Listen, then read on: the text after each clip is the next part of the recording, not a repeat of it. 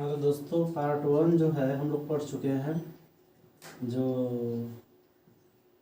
Part 1 चल रहा था टेंस का पार्ट 1 जो है हम लोग पढ़ चुके हैं। पार्ट 1 वाला जो वीडियो था उसमें हम लोगों ने देखा कि टेंस का परिभाषा और टेंस कितने प्रकार के होते हैं। देखिए, आज जो हम लोग पढ़ने वाले हैं जो कि पार्ट 2 है, इसका दूसरा वीडियो है टेंस का। इसमें हम लोग देखने वाले हैं कि टेंस के प्रकार तो हम लोग पढ़ चुके हैं, लेकिन अब जो पढ़ना है कि जो जितने भी टेंस होते हैं 2 प्रकार या 3 प्रकार, जैसे मान लीजिए टेंस होते हैं 3 प्रकार के। ये तो सभी लोग जानते हैं कि टेंस 3 प्रकार के होते हैं। कौन कौन होते हैं, तो इसके बारे में चर्चा किया गया था कि जो टेंस होते हैं, टेंस 3 प्रकार के होते हैं। पहला क्या होता है, प्रेजेंट टेंस। पहला प्रेजेंट टेंस होता है। दूसरा होता है पास्ट टेंस, और तीसरा होता है फ्यूचर टेंस। लेकिन इसमें ध्यान ये देना है, इसके बारे में हम लोग चर्चा कर चुके थे कि प्रेजेंट टेंस क्या है, पास्ट टेंस क्या है, फ्यूचर टेंस क्या है। इसके पहचान के बारे में बात कर रहे थे कि प्रेजेंट टेंस का पहचान कैसे करेंगे, पास्ट टेंस का पहचान कैसे करेंगे, फ्यूचर टेंस का पहचान कैसे करेंगे, इसे बताया गया था। पार्ट 1 वाला जो वीडियो था उसमें नहीं देखे होंगे जो लोग, तो एक बार देख लेंगे और चैनल को सब्सक्राइब भी कर लेंगे, ताकि जो भी मतलब वीडियो हम बनाए तो डायरेक्ट आप तक पहुंच जाए। तो इसके लिए क्या कर, देखिए इसमें प्रेजेंट टेंस के बारे में हम बताए थे कि अगर है जिसमें अगला रहेगा क्रिया के अंत में, तो हम ये समझेंगे कि वो प्रेजेंट टेंस का हो जाएगा। और था, थी, थे या ये रहेगा तो हम ये समझेंगे कि पास्ट टेंस का है। और अगर गा, गे, गी अगर लगा रहेगा तो ये समझेंगे कि फ्यूचर टेंस का है। इतना तो हम लोग जान चुके थे। लेकिन आज हम लोग को पढ़ना है कि जो प्रेजेंट टेंस होता है, प्रेजेंट टेंस ये इसके कितने प्रकार होते हैं, मतलब ये कितने इस भाग में इसको बांटा गया है। तो इसको अगर देखा जाए तो इसको 4 भागों में बांटा गया है। चारों भाग का नाम देख लेते हैं। प्रेजेंट टेंस के 4 भाग होता है। पहला क्या होता है, पहला अगर देखें तो पहला हो जाएगा प्रेजेंट इंडेफिनिट। इसका स्पेलिंग सही से लिखना है INDEFINITE, प्रेजेंट इंडेफिनिट टेंस। ये इसका पहला प्रकार है। दूसरा इसका प्रकार होता है present PRESENT, present continuous CONTINUOUS, present continuous tense. तीसरा इसका प्रकार है प्रेजेंट परफेक्ट टेंस। और चौथा इसका प्रकार है प्रेजेंट परफेक्ट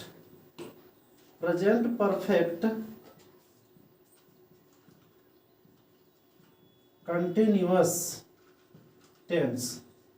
यानी कहने का मतलब है कि प्रेजेंट टेंस के 4 भेद होते हैं, यानी 4 प्रकार के होते हैं। पहला होता है प्रेजेंट इंडेफिनिट टेंस, दूसरा होता है प्रेजेंट कंटिन्यूअस टेंस, तीसरा है प्रेजेंट परफेक्ट टेंस, और चौथा होता है प्रेजेंट परफेक्ट कंटिन्यूअस टेंस। ऐसे ही अगर देखा जाए तो जो पास्ट टेंस होता है, पास्ट टेंस के भी 4 भेद होंगे।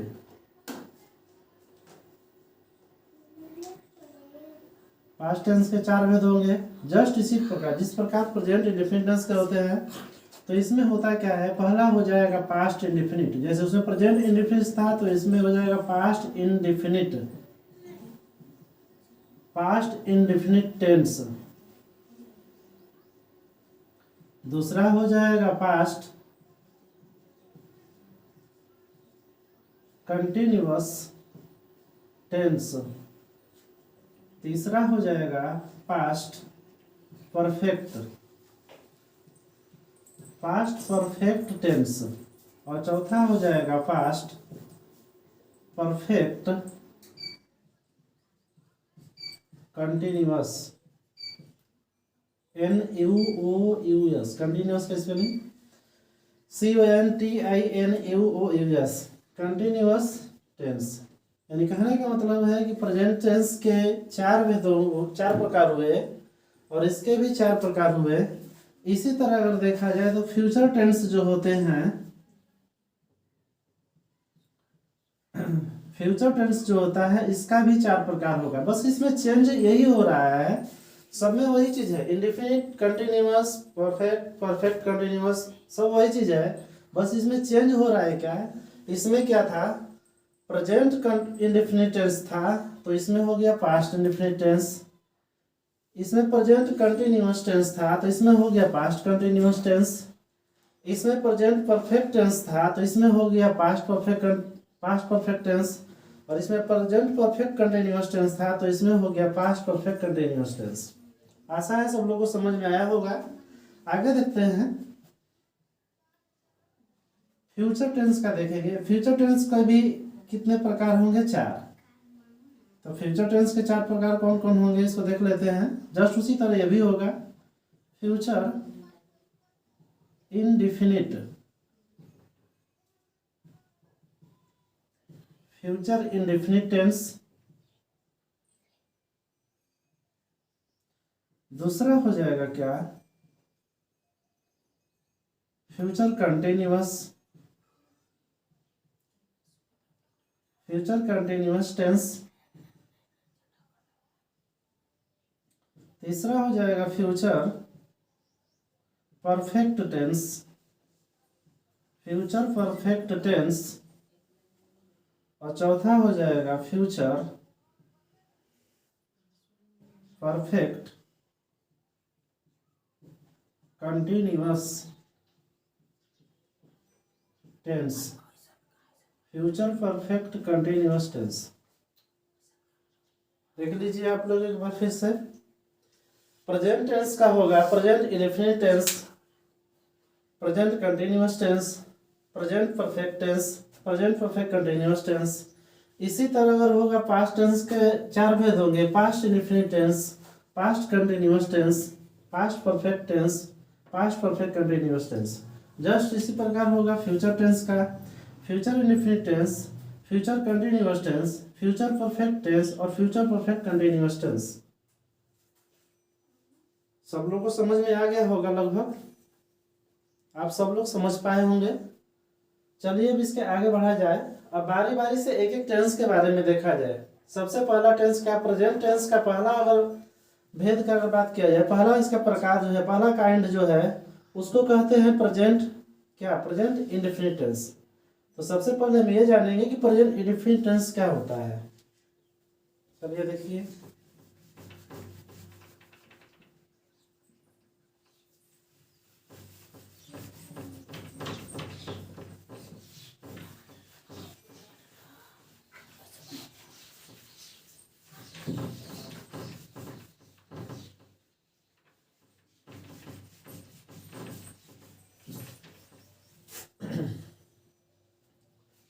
देखिए इसका पहचान का अगर बात किया जाए,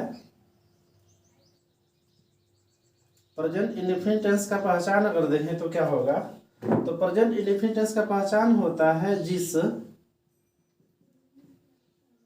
हिंदी वाक्य के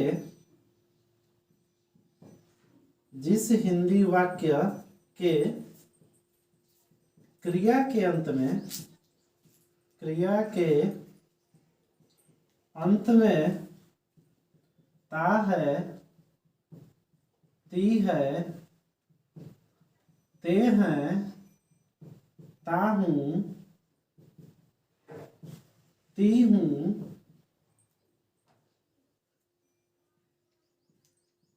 इत्यादि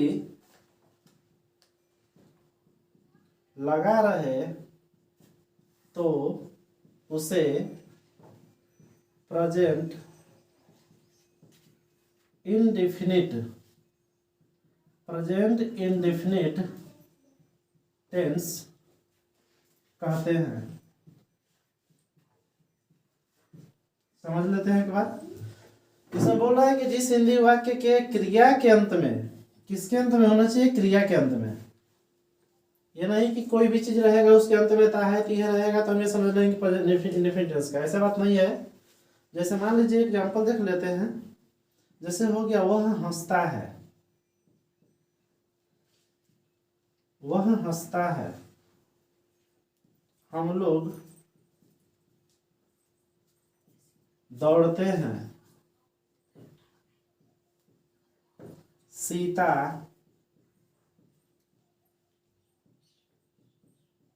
गीत गाती है, सीता गीत गाती है। ये सब इसके एग्जाम्पल है, देख सकते हैं। इसमें के लास्ट में क्या है, ता है, इसमें ते है, यहाँ पर ती है, यानी ता है, ती है, ते है, लेकिन लगा है किसके अंत में, तो क्रिया के अंत में। ये चीज ध्यान देना है कि हमेशा किसके साथ लगा रहेगा, क्रिया के, क्रिया के अंत में लगा होना चाहिए।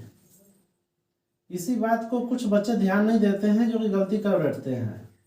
किसी के भी अंत में कुछ भी लगा देते हैं, बोला जाता है कि आईएनजी लगाइए क्रिया के अंत में, तो वो क्या करते हैं कि ऑब्जेक्ट के अंत में आईएनजी लगा देते हैं, जो कि गलती नहीं करना है। हमेशा ध्यान देना है कि क्रिया के अंत में होगा। ठीक है, आगे बढ़ा जाए। तो सबको लगभग समझ में आ ही गया होगा। इसका पहचान, जिस हिंदी वाक्य के क्रिया के अंत में ता है, ती है, ते हैं, ता हूँ, ती हूँ इत्यादि लगा रहे तो उसे प्रेजेंट इंडेफिनिट टेंस कहते हैं। जैसे में हो गया वह हंसता है, हम लोग दौड़ते हैं, सीता गीत गाती है, राधा नाचती है, वे लोग बाजार से आते हैं, हम लोग यह काम करते हैं, वे लोग अपना काम करते हैं। यानी कहने का मतलब कुछ भी कर सकते हैं, लेकिन क्रिया के अंत में ता है, ती है, ते हैं, ता हूँ, ती हूँ इत्यादि रहना चाहिए। जिन लोग को स्क्रीनशॉट लेना है अपना स्क्रीनशॉट ले सकते हैं। चलिए इसके बाद इसके आगे बढ़ते हैं।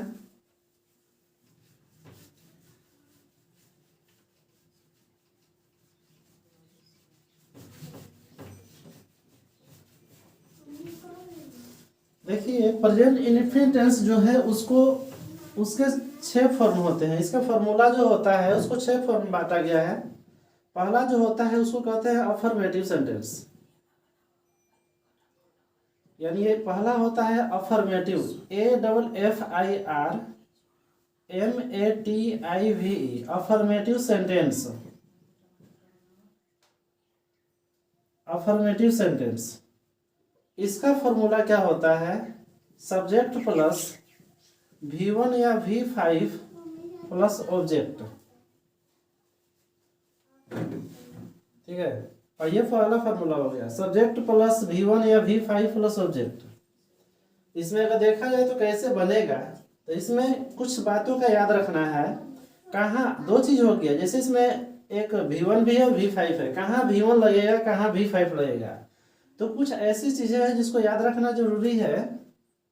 जैसे मैं मान लीजिए कि अगर ही हो गया, सी हो गया, इट हो गया, किसी का नेम हो गया, माई ब्रदर हो गया, माई फादर हो गया, योर ब्रदर हो गया,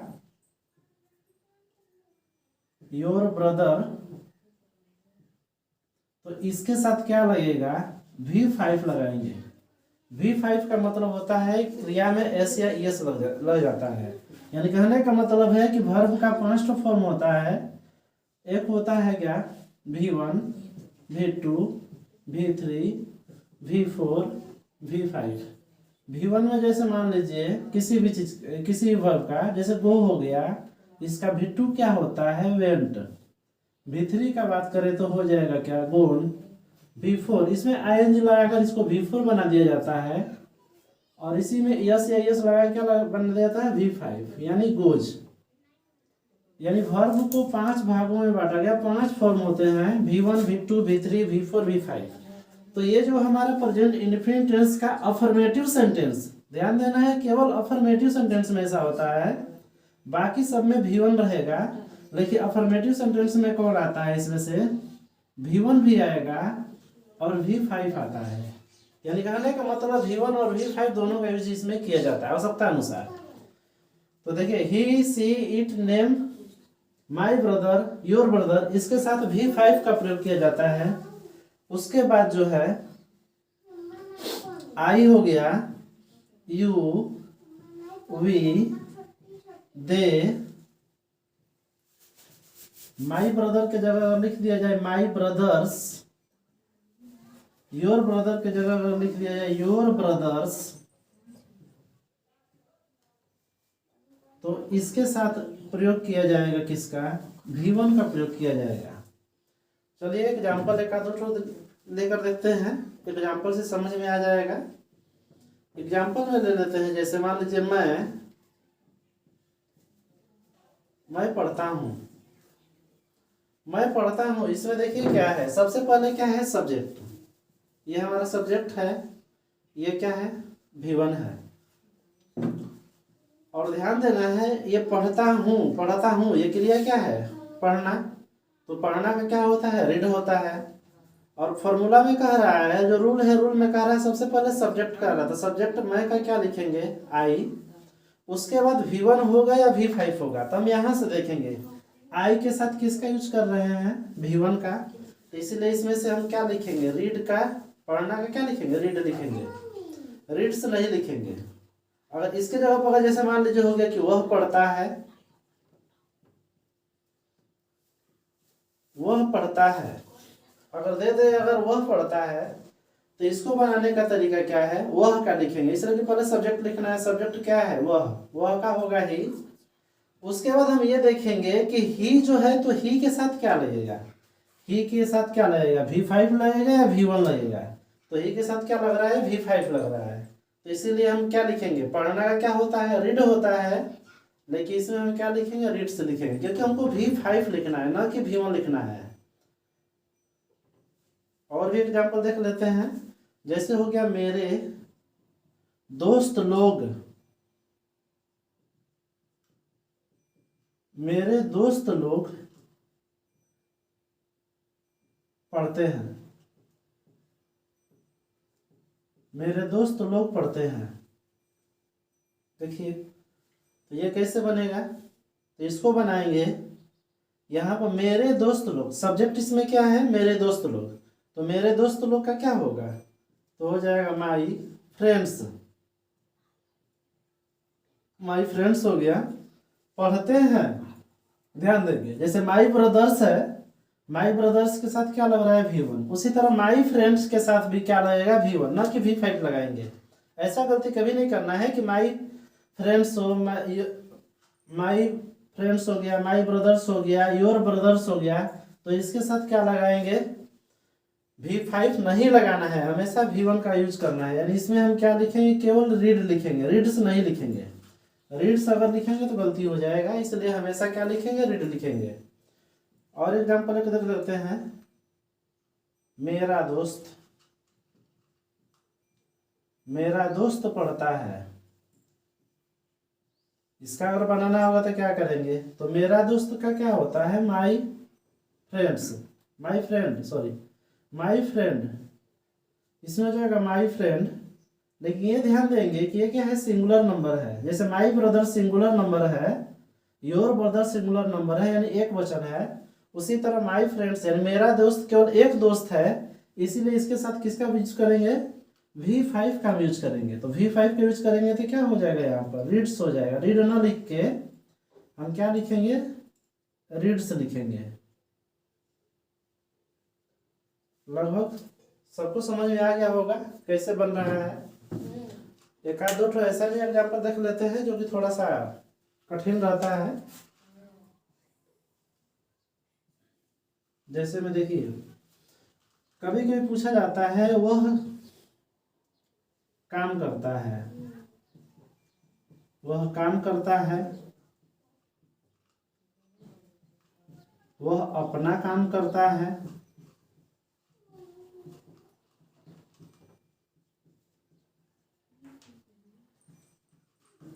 वह यह काम करता है।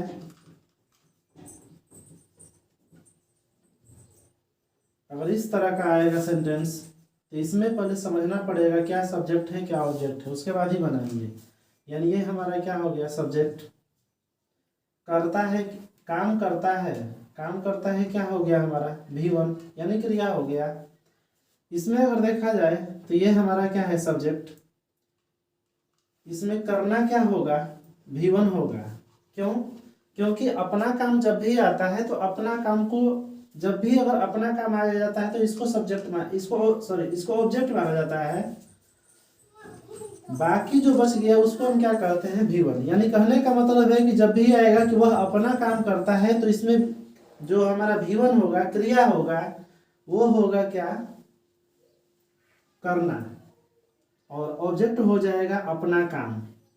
इसी तरह इसमें देखा जाए तो ये हमारा सब्जेक्ट हो जाएगा, करना हमारा क्रिया हो जाएगा, और यह काम क्या हो जाएगा, ऑब्जेक्ट हो जाएगा। अब इसके आधार पर हम आराम से बना सकते हैं। जो फार्मूला है, फार्मूला के आधार पर इसमें अगर देखेंगे रूल के आधार पर आसानी से बन जाएगा। देखते हैं बारी बारी से।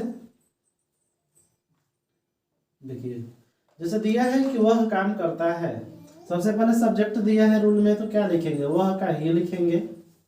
अब ध्यान देना है कि काम करता है मतलब क्या है। अब इसमें यह ध्यान देना है कि V1 लगाएंगे, V5 लगाएंगे, तब यहाँ से देखेंगे कि ही के साथ क्या लग रहा है, तो V5 लग रहा है।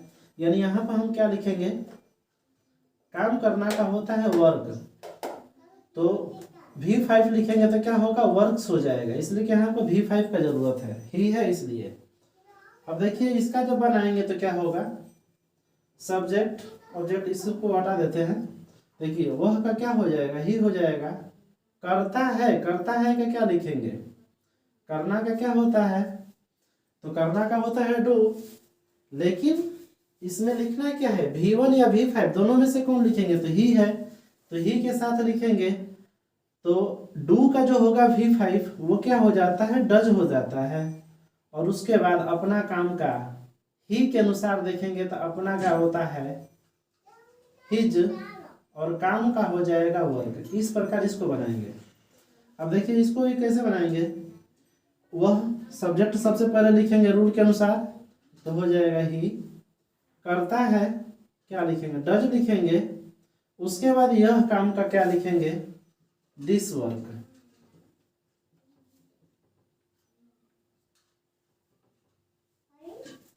हमें पूरा विश्वास है कि सब लोग को समझ में आया होगा। आज के लिए बस इतना ही रहने देते हैं। अगले हमारा जो वीडियो बनेगा, जो पार्ट 3 का बनेगा, उसमें हम निगेटिव सेंटेंस के बारे में पढ़ेंगे। और निगेटिव हो गया, इंट्रोगेटिव हो गया, इंट्रो निगेटिव है, जो भी है उसके बारे में पढ़ेंगे। आज के लिए बस इतना ही, धन्यवाद।